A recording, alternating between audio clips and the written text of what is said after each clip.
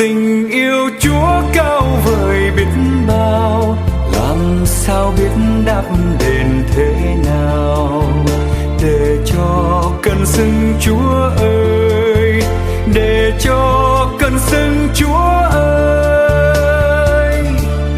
Ôi tình yêu thương Chúa cao vời, tình yêu thương Chúa muôn đời, người yêu con từ ngàn xưa.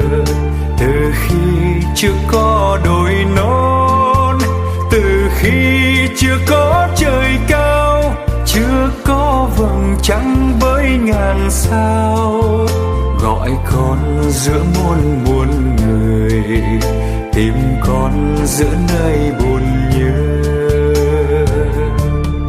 Tình yêu Chúa cao vời biết bao, làm sao biết đáp đền thế nào, để cho cơn sưng Chúa ơi, để cho cơn sưng Chúa ơi. Ôi vì thương con Chúa quên mình, vì yêu nên hiến thân mình, gọi con nên bạn tình cha.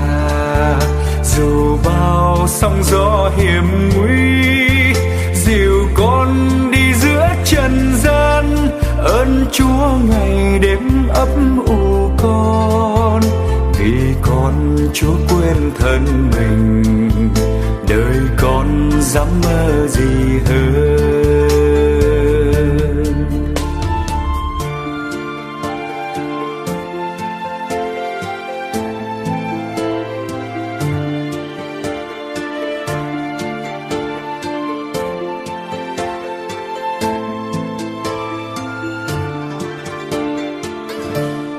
Tình yêu Chúa cao vời biết bao, làm sao biết đáp đền thế nào, để cho cơn sưng Chúa ơi, để cho cơn sưng Chúa ơi.